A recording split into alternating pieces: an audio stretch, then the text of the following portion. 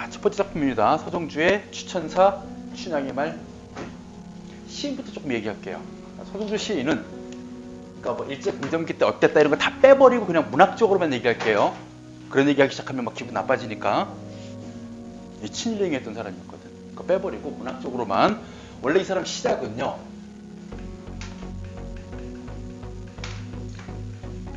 1930년대 생명파신으로 시작을 해요. 그러니까 생명의 원초적인 꿈틀거림 이런 걸 다뤘던 시로 시작했는데 중요한 건 그때의 시보다는 나이를 좀 먹고 전통적이고 동양적이면서 불교적이고 어떤 설화 한국적인 인정할 수밖에 없는 거야. 그래서 우리의 전통과 관련 정신세계, 특히 이 사람의 시에 보면요, 불교 사상의 바탕이 쫙 하고 깔려 있어요. 그리고 이 사람의 시의 특징이 뭐냐면 어떤 소설이나 옛 이야기들 있지, 거기에서 모티프를 많이 따옵니다. 그래서 설화적인 성격은 옛 이야기, 예를 들어서 견우의 노래 같은 시 있거든. 견우직녀 이야기를 빌려온 거야. 그리고 여기에 있는 이 춘향의 말 같은 경우에는 춘향전의 이야기를 따온 것이고, 이런 식으로 우리의 전통적인 이야기에서 시의 모티프를 잘 가지고 옵니다. 이게 서정주의 특징이에요. 그런 시를 쓸 때 우리가 춘향의 말이라는 요 시 있잖아요. 요거 연작시예요. 총 3편을 썼는데 1, 2, 3 하고 그네 뛰는 장면 모티프를 따와서 이상량 지향하고 좌절하는 내용을 시로 썼습니다. 추천사. 미리 스포해버렸네. 그 다음 두 번째가 다시 밝은 날에, 이게 지금 우리 빠졌지 이번에. 요거는 우리 수업을 못할 거니까 간단히 적어드릴게요. 독백체로 어떤 영원한 사랑을 다짐하는 내용이 다시 밝은 날입니다. 그리고 세 번째가 그렇게 이도령을 기다렸는데 이도령은 돌아오지 않고 변학도가 부임을 해서 나 이제 죽게 된 거야. 그래서 옥에 갇혀서 도련님에 대한 자신의 마음, 죽은 후에도 어떻게 하겠다라는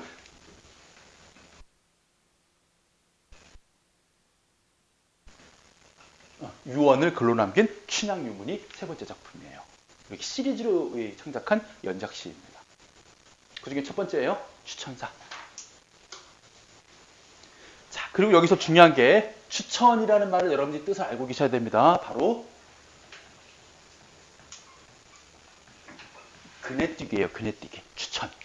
요거는 우리가 판소리 춘향가 배울 때도 추천이라는 용어가 쓰였어요. 춘향이가 추천하러 나왔다. 즉 그네뛰러 나왔다라고.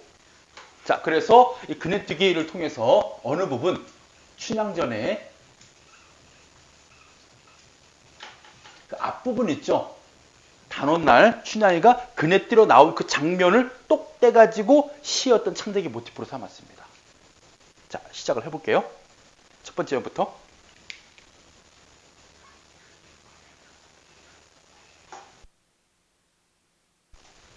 자, 향단아.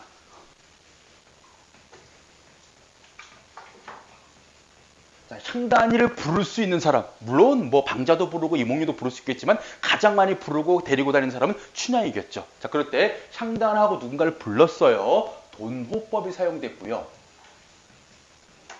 누군가 이름을 부르는 기법을 돈호법이라고 합니다. 그리고 향단이가 청자예요. 말을 듣는 사람.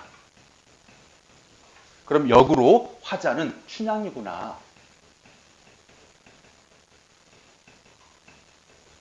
라는 것을 알 수 있고, 물론 제목에서도 암시도 됐지. 춘향이 말이라고 있기 때문에. 그리고 춘향전 내 모티프를 가져왔구나. 자, 모티프라는 말 선생님이 자주 씁니다. 뭐 적강 모티프, 화소란 얘기예요. 하나의 이야기 덩어리, 이야기 단위, 이야기 요소.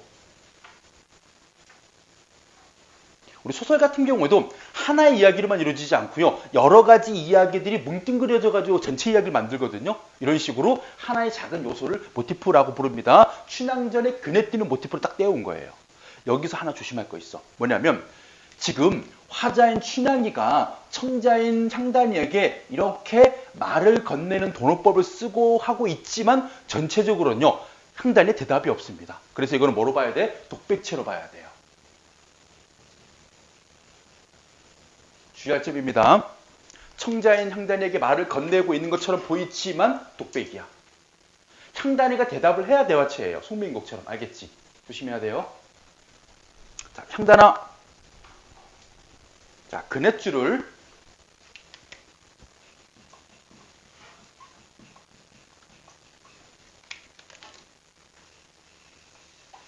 우리는 네몰 치겠습니다. 그넷줄. 자, 그넷줄은요. 첫 번째, 현실에서 벗어나려는 의지를 담음과 동시에 왜냐면 그네를 타서 향단이가 밀어주면 뿅 하고 올라가거든. 그러면 현실에서 벗어나려는 의지가 투영된 사물이기도 하면서 중요한 거 뭔지 알아? 다시 돌아와야 돼. 그래서 현실에서 벗어날 수 없는 한계를 의미하는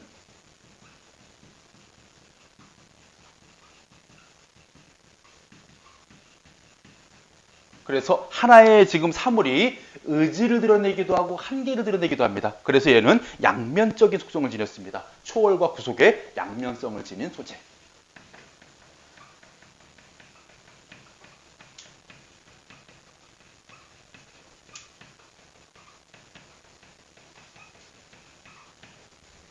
이런 걸 우리가 이렇게 설명할 수도 있어. 얘는 좀 양날의 칼처럼 양날의 칼이라고 하면 좀 그렇다. 그러니까 좋은 것과 나쁜 것이 동시에 갖고 있기 때문에 좋아 보이지만 나쁠 수도 있는 좀 역설적인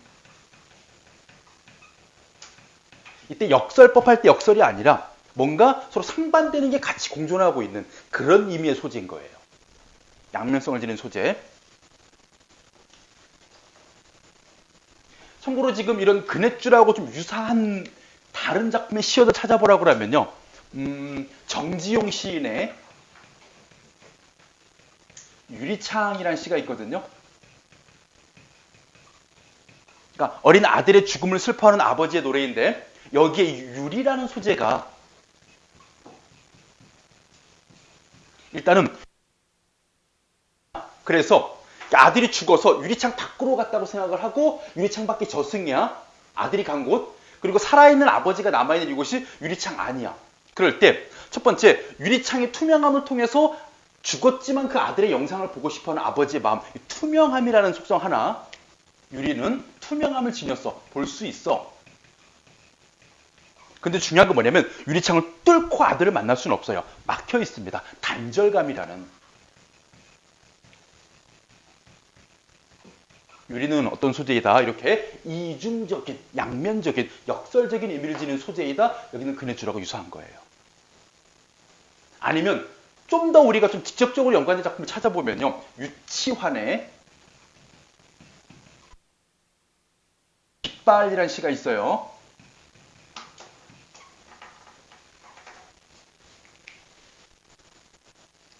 이게 그거야. 우리 유명한 역설법이 있는 거. 이것은 소리 없는 아우성. 할 때 그 깃발의 특성이 뭐냐면 이상향을 지향해요. 왜냐하면 얘가 펄럭거리거든. 펄럭거리면서 뭔가 바람을 타고 날아가고 싶어해. 깃발이. 그곳이 어디냐면 노스텔지어라는 표현이 쓰입니다. 어렵지만 뭐 이상적 공간으로 막 가려고 움직이는 깃발의 모습인데 얘 못 가. 왜 못 가? 깃대에 묶여 있거든. 참고로 깃발이 깃대에서 벗어난 순간 그 다음에 더 이상 깃발이 아니게 되잖아. 그래서 이상향을 지향하지만 깃대에 묶여 좌절할 수밖에 없는 그런 이상과 좌절, 지향과 좌절을 동시에 내포하고 있는 깃발도 유사하게 볼 수 있어요.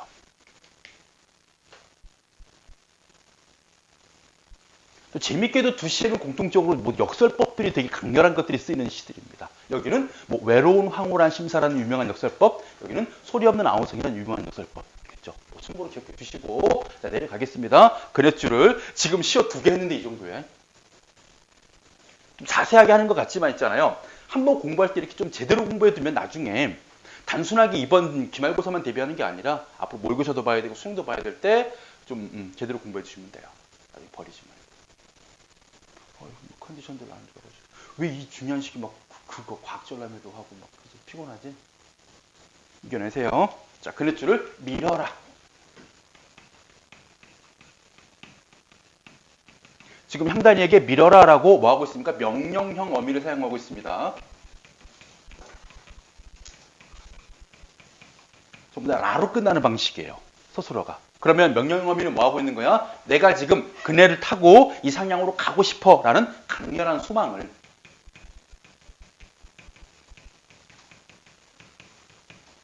강조하는 명령형 어미 밀어라.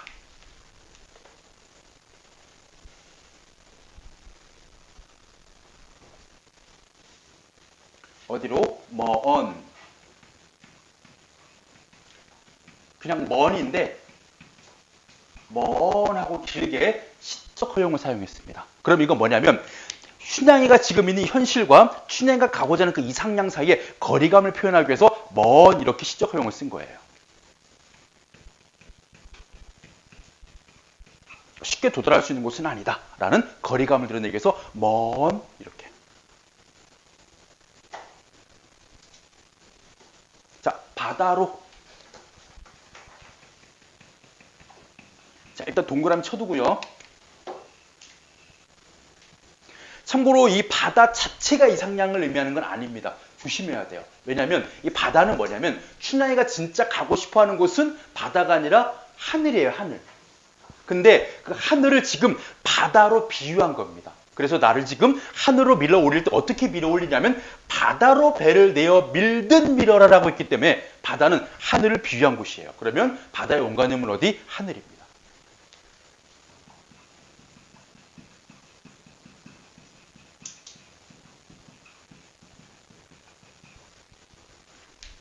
이 하늘이 어디야? 이상적 공간인 것이죠. 구속과 제약이 없는 자유로운 세계.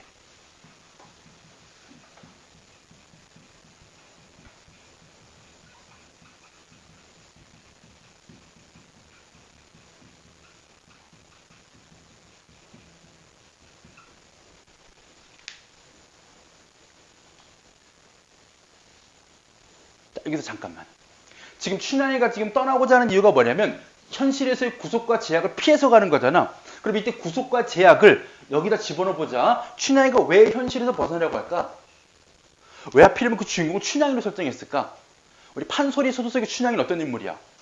신분적인 제약을 겪고 있는 인물이지. 그럼 우리가 유추할 수 있는 것이지.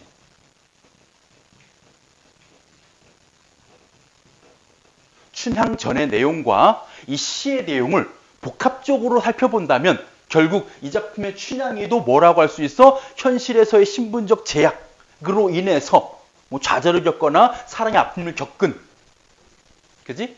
그런 현실로부터 벗어나려고 하는구나 라고 해석을 해도 틀린 내용이 아니게 되는 거예요. 가장 적절한 인물인 거야. 자, 그래서 바다로 뭐 하듯이 배를 내어 밀듯이.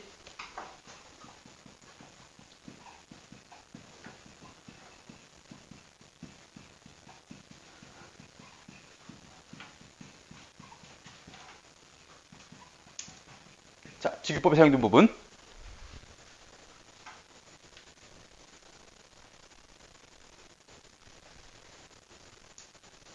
자, 여기서 중요한 게 이거예요. 배는 얘들아 바다에서 이렇게 가고 이렇게 오잖아. 지금 제가 움직이는 이 방향이 뭐냐면 수평 방향을 얘기하는 거예요. 그래서 이때 배를 내어 미는 것은 수평적이고, 그 다음에 한번 배를 밀면요, 그 배는 떠나가기 때문에 더 이상 돌아오거나 다시 밀 수는 없습니다. 한 번 밀고 끝이에요. 일회적인. 이거 왜 얘기하는지 나중에 뒷부분 가서 꼭 설명드릴 테니까 걱정 마세요. 이때 향단의 동작은 수평적이고 일회적인 동작입니다. 한 번 그렇게 나를 밀어줘. 바다로 배를 내어 밀듯. 어떻게? 수평적으로.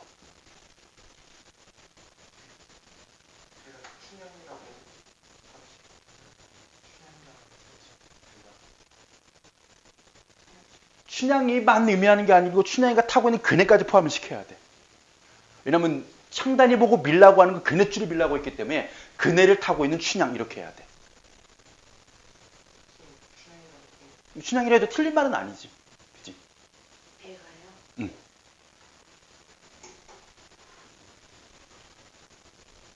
갑자기 찾게 되지. 아, 선생님 뭐라고 얘기했는지. 이번에 우리 인자하신 공자 선생님께서 조금 약간 좀 이제 기말고사 되시니까 좀 스트레스를 받으시는 것 같아. 애들이 또 너무 이제 치열하게 공부하고 막 또 질문도 많이 하고 하니까, 그치?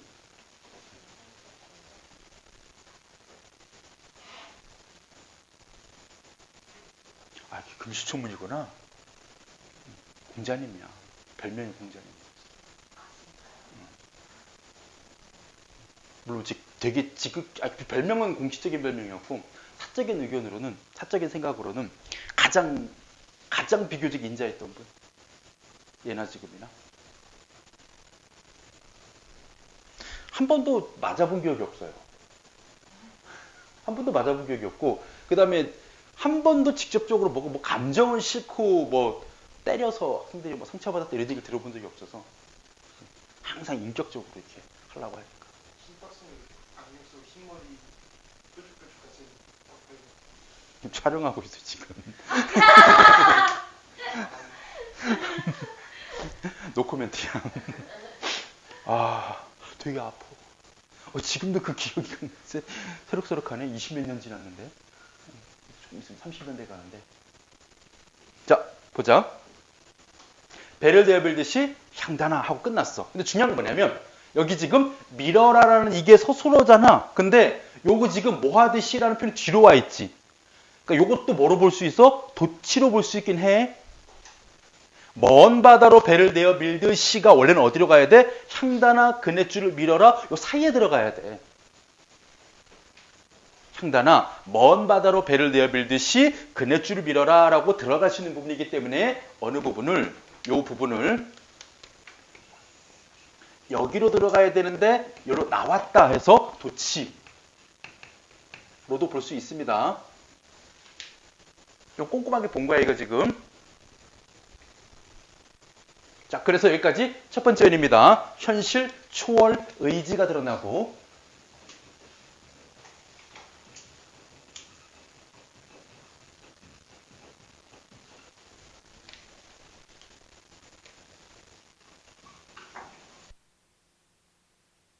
이어 이 다수구시, 원래는 다소고시라고 해야 여러분들 알기 쉬울 텐데 옛날에 표현 이렇게 썼었나 봐요. 저는 참고로 옛날의 형태를 그대로 가지고 와서 지금 썼기 때문에 다소고시로 알면 됩니다. 다소고시 흔들리는 수양버들나무 세모,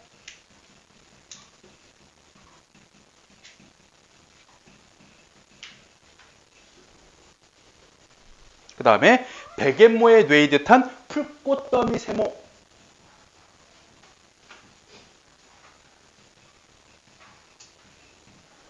그리고 마지막 나비 새끼 꾀꼬리도 세모 치세요.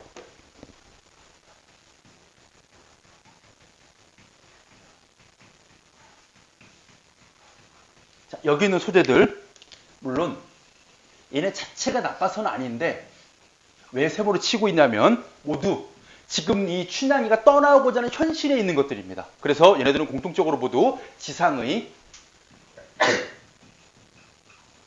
아름다운 존재들인과 동시에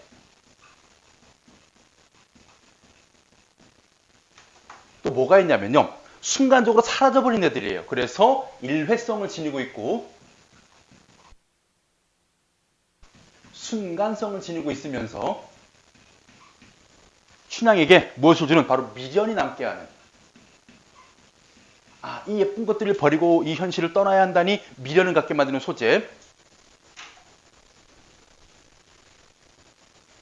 그리고 여기에 여성성도 포함시킬 수 있습니다. 보통 남자들이 이성 떠날 때 안타까운 게 뭘까? 현실 떠날 때 안타까운 것. 술, 돈. 역시 딱 가치관 딱 드러나. 용준아 맞지? 물질적 가치관, 황금 맞는 줄. 시대가 금전이면 그만인데, 근태야, 그지? 자, 어쨌든 간에. 왜 이랬어? 응? 왜 이랬어?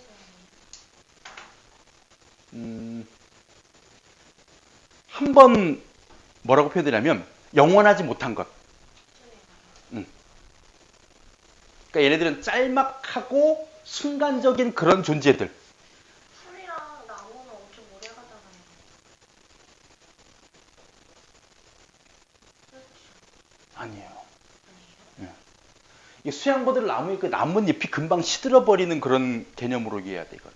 여기는 꽃도 마찬가지 금방 시들어버리고 오래가지 못하는.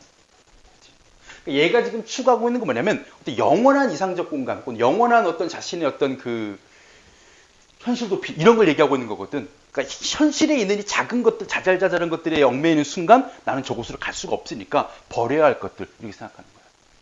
그 중에 좀 예쁜 것들이지. 그래서 여성성 있고 참고로 풀꽃더미는요. 백앤모의 뇌이듯한 무슨 얘기냐면 백앤모 여기 옆에 동그라미 옛날 베개 동그라미 모양이었어요. 여기 술을 놓는 듯한 그런 아름다운 것들 이런 뜻입니다. 바로 여성적인 특성을 지니고 있는 세 가지 소재 이것들로부터예요. 그럼 뭐야 바로 지상이 아름답고 나에게 미련을 주는 것들로부터 내어 밀듯이. 그래서 두 번째는 현실에 대한 미련과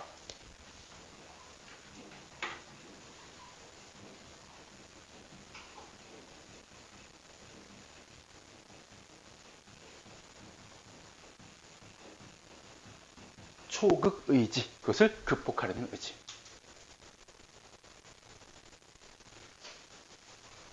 춘향가의 그네 뛰는 장면하고 연계를 시키면 이렇게 될 수도 있어. 춘향이가 그네를 뛰면서 보고 있는 주변의 아름다운 자연물로도 볼 수 있다? 맞는 내용입니다. 아시겠죠? 춘향가에서 춘향이가 그거 하잖아. 벽돌나무 가지에 그네줄을 딱 메고 거기서 그네를 뛰면서 이 활임중에 왔다 갔다 하잖아. 꽃나무 숲 속에. 그때 그것들이지. 그치? 지상의 아름다운 것들. 근데 나는 여기를 벗어나서 저 하늘로 올라가야 돼. 그치? 스카이로 올라가야 내가 이상향으로 갈 수 있는 거야. 자, 세 번째 보겠습니다.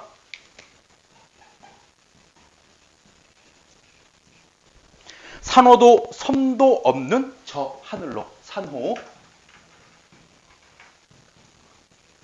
섬, 여기도 세모. 따로 배를 내어 밀듯이라는 비유적 표현 나왔었잖아요. 참고로 바다와 연관된 소재입니다. 근데 중요한 건 뭐냐면 춘향의 이상향이 바다가 아닌 이유입니다. 왜냐하면 바다라는 곳은 뭐가 있기 때문에 산호나 섬들이 존재하기 때문에 만약에 춘향이가 배 같은 존재로 바다를 이상향으로 설정해서 가다 보면 뭐 할 수 있는 거야? 산호에 부딪히거나 섬에 부딪히게 되면 좌초예요. 침몰한다는 얘기입니다. 도달을 못해요. 그래서 이걸 뭐로 보면 된다? 장애물로 보면 됩니다. 그래서 산호와 섬은 바로 바다의 한계이자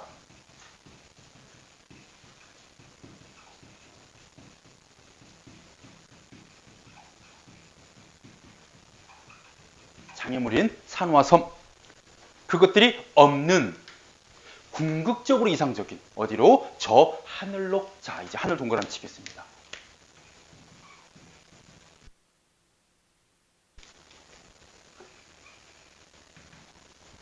자, 이때 하늘이 아까 얘기했던 구속과 제약이 없는 자유로운 공간이자 이상과 동경의 세계.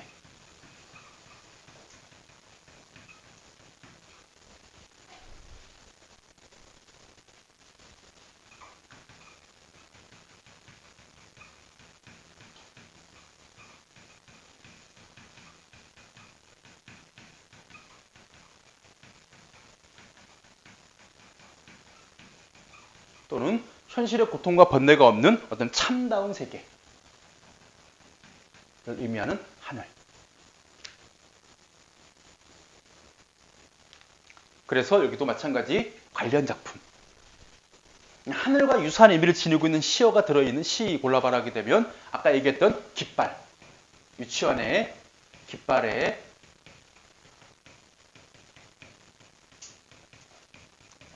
노스텔지어나 이상향을 의미하는 시어입니다. 그리고 고려가요 중에 청산별곡 있었지. 여기에 청산과 바다.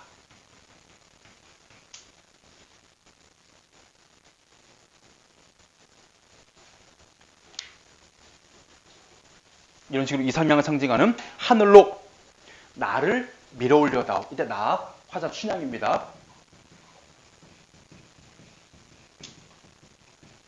그래서 이 작품 화자가 표면에 드러난 시예요. 선생님이 예전에 시를 두 가지로 분류해 준 적이 있었어. 뭐였냐면 시적 화자가 표면에 드러나는 시가 있고 표면에 드러나지 않고 숨는 시가 있다고 했거든. 표면에 드러난 시는 자신의 처한 상황과 자신의 태도로 드러나는 경우가 일반적이에요. 내가 지금 현실에 제약이 있어서 여기서부터 벗어나고 싶어 자기 이야기를 합니다. 표면에 드러나면. 근데 표면에 안 드러난 시 같은 경우는 뭐냐면요. 어떤 대상을 관찰해요. 그리고 그 대상으로부터 얻을 수 있는 깨달음을 전달하는 경우가 후자의 경우입니다. 작년에 여러분들 첫사랑 같은 시나요. 원래 배웠던 산수유나무의 농사 같은 시가 화자가 표면에 안 드러나고 대상을 관찰하는 유의 시예요. 요거는 화자가 표면에 드러납니다. 자신의 상황, 자신의 정서, 자신의 태도. 그러니까 춘향이가 지금 드러내고 있는 이상향 지향이 나오죠. 자, 나를 밀어 올려 다오 이 표현이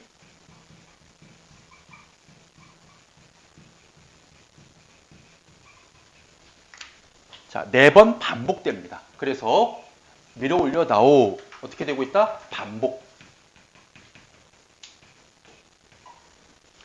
자, 우리 시에서 반복되면 두 가지야. 첫 번째가 뭐야? 운율 형성.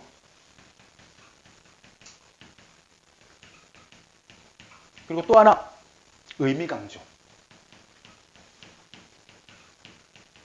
참고로 밀어 올려 다오도 명령형이잖아요. 그래서 이 명령형 어조를 통해서 뭐 하고 있는 거야? 자신의 소망을 강조하는 의미 강조의 기능이 두 번째 기능입니다.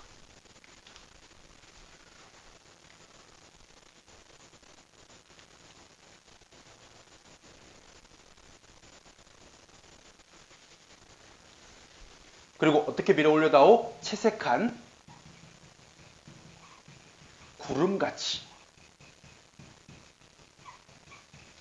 직유법.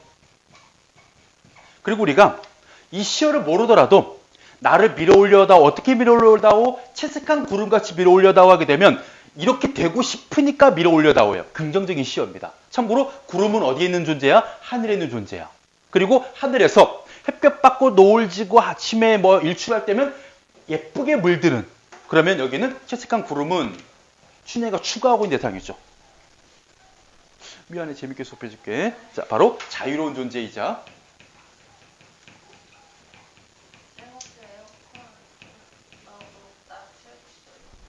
온도를 아니면 방향을 시원하게 알겠습니다.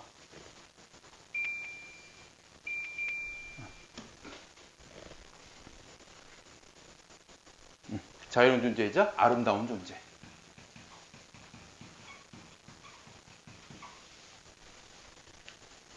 그렇게 구름같이 나를 밀어 올려다오.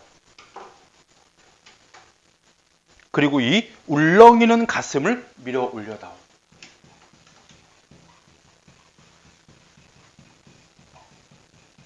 자, 울렁이는 가슴, 바로 초월적 세계를 향한 벅찬 가슴을 의미하고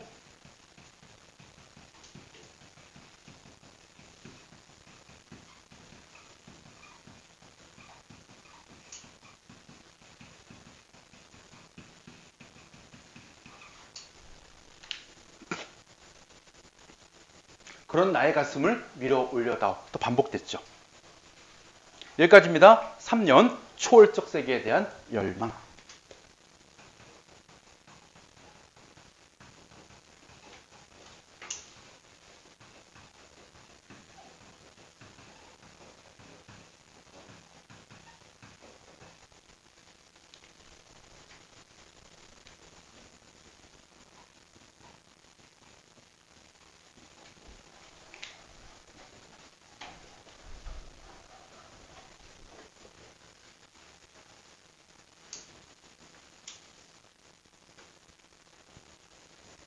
자, 네 번째. 서.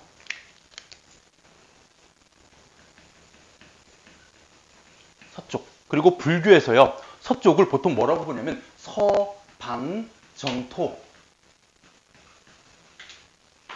서쪽 방향의 어떤 극락세계, 이상적인 공간. 이런 뜻의 서방정토를 의미하는 서. 그래서 여기서 서쪽도 마찬가지입니다. 하늘처럼 초월적 공간이에요. 그 서으로 가는 달같이는 자, 달 네모쳐 보겠습니다. 이게 뭐 하는 존재야? 서쪽으로 가는 존재야. 하늘에 떠서 이상적 공간으로 갈 수에 있는 애예요. 그러면 달은 어떤 존재냐? 바로 자유로운 존재이자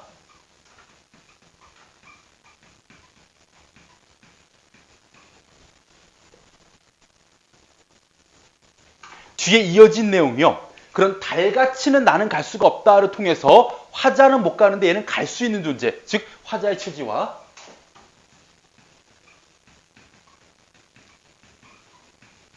대비되는 소재입니다. 갈 수 있는 달을 통해서 갈 수 없는 화자의 처지가 강조가 되고 있어. 그래서 얘도 엄밀히 말하면 뭐로 볼 수 있다? 객과적 상관문으로 볼 수 있어요. 학교에서 설명을 안 했더라도 객과적 상관문으로 보시면 됩니다.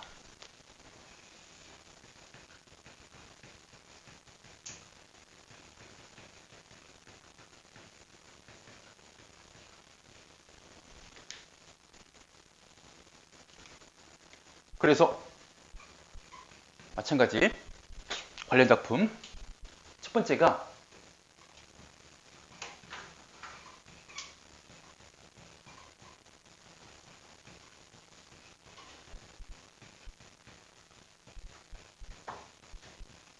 우리 전에 배웠던 동동의 정월령의 날인물 같은 경우 얼었다 녹았다 하면서 누군가와의 만남 이별이 있는 날인물은 화자의 외로운 처지를 강조하고 있는 객과적 상관물이요. 대조되는 소재입니다.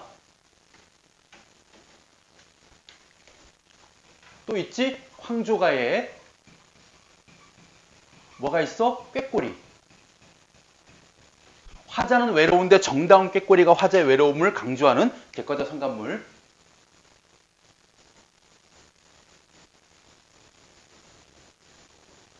좀 특이한 작품 같까요? 이용학의 그리움이란 시가 있습니다. 예전에 2000년대 초반에 수능이 나왔던 이 시인데요. 이거 지금 타지에서 고향을 그리워하는 시거든요. 여기에서 백무선 열차.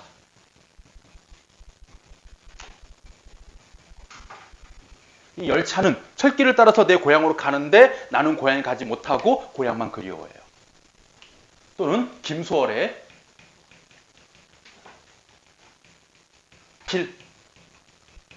여보소 공중에 저 기러기 공중엔 길이 있어 잘 가는가? 나는 못 가는데. 나는 방향을 상실했는데. 모두 객과적 상관문을 보시는 수리들이에요.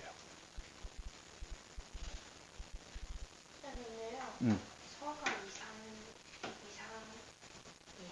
이상이요? 서쪽.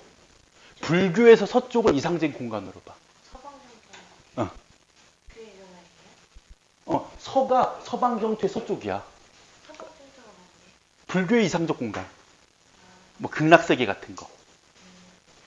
현실을 초월한 공간. 해피랜드. 그건 애교 이름이구나. 근데 그런 거. 니네 왜 그래 지금 컨디션들이. 다 그거 같아. 근데 중학교 때 농업을 배웠었거든? 예전에 시골 중학교에서 농업 배울 때 그 닭이 걸리는 질병 중에 그게 있대. 뉴캐슬병이라고 해서 영국의 지명이거든. 뉴캐슬병 걸리면 닭이 무조건 다 죽어. 치살 100%야. 그래서 얘네가 어떻게 죽냐면 뉴캐슬병 걸리잖아. 일단 닭이 졸아. 니네처럼. 옆으로 꺾어져. 닭이 막 옆에 친구들 막 기대고 눈 벌개지고. 그러다가 어느 날 가보면 툭 쓰러져 자고 있어. 깨어보면 이미 죽었어. 사후경직이 와 있어. 싹 다 죽는 거야 한 번 걸리면. 그걸 보는 것 같아 지금. 닭장 안에 있는 뉴캐슬병 걸려 있는 어제 초복이었구나. 이 치킨 같은 것들. 쌤 치킨 먹었어요? 어제요? 아니요. 집에 가보니 있던데요. 못 먹었어요? 안 먹죠 저는. 별로 좋아하지 않아서. 취존이잖아 그지? 네. 닭을 안 좋아할 수도 있고 그지? 뭐 어디? 네? 어디? 저랑 가까워요.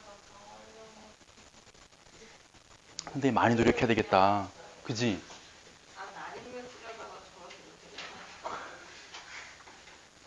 자, 달가치는 나는 아무래도 갈 수가 없다.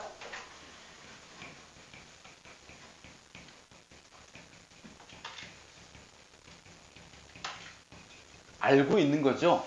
달처럼 어디로 이상향으로 갈 수 없다는 것은. 그래서 인간의 운명적 한계에 대한 인식입니다.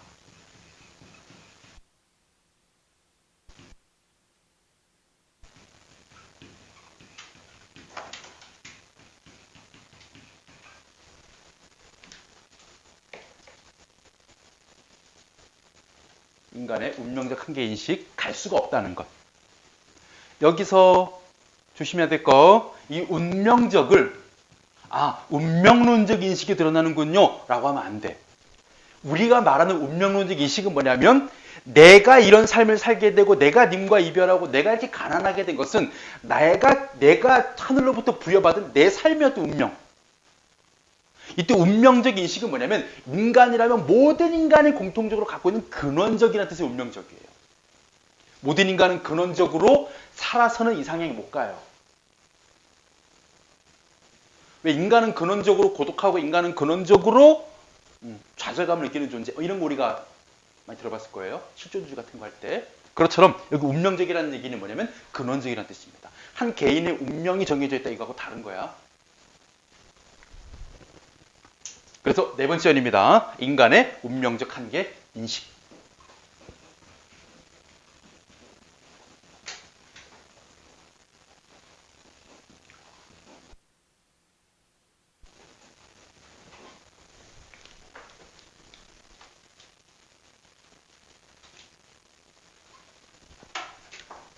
마지막 오열.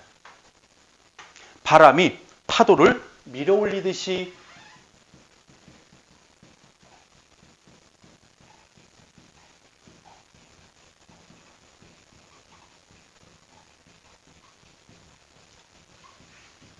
지금 직유법 쓰인 부분입니다. 근데 뭐뭐 하듯이 어디서 많이 본 성격의 구절이지. 앞에 와보세요. 배를 내어 밀듯이 직유법. 바람이 파도를 밀어올리듯이 직유법. 그때 배는요 한번 싹 밀었어. 그거 쫓아가서 또 밀 수 있니? 한 번밖에 못 미는 거야. 일례되어 수평적인 동작이에요. 한 번의 이상향 지향 시도입니다.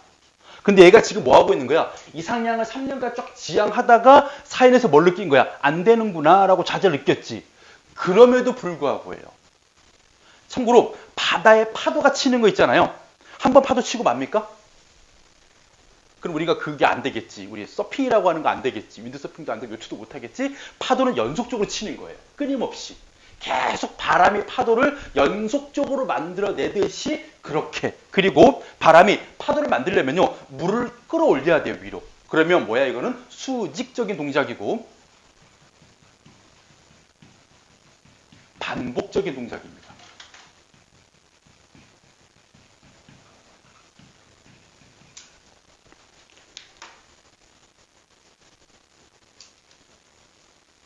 그래서 일례적으로 한번 밀었어. 그거 가지고는 좌절이지.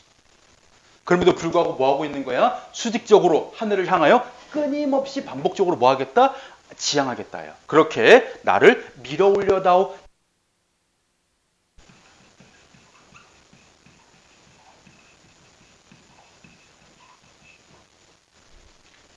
여기서 지금 밀어올려다 반복에 포함되긴 하지만요. 하나가 더 있습니다. 무슨 의미냐면요. 이때 밀어올려다오는 좌절을 겪은 후에 밀어올려다오이기 때문에 바로 인간의 한계를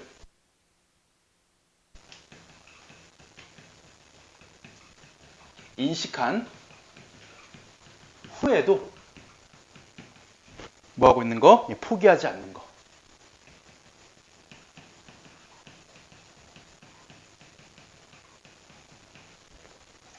그래서 화자의 굳은 의지와 강렬한 소망이 나타나는 부분입니다.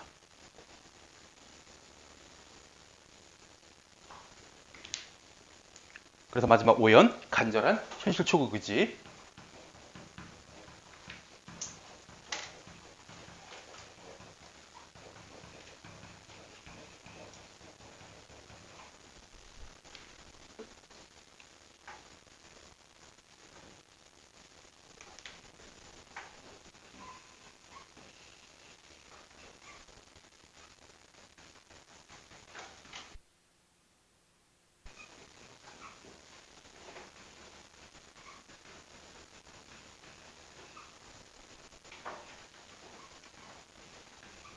그래서 이 시에서 시상이 전개되는 과정 속에서 그 열망과 의지를 그래프로 그려보면요. 이렇게 되는 겁니다. 쭉 하고 3년까지는 이상향을 지향하다가 갑자기 사연에서 좌절하거든요. 그럼에도 불구하고 다시 우연해서 치고 올라가는.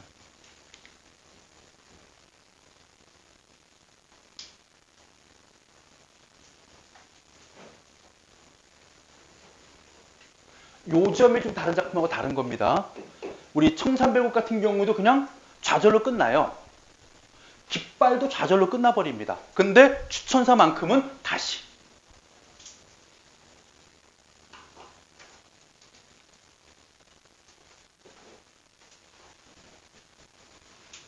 자, 그리고 이 시의 마지막 전체 주제.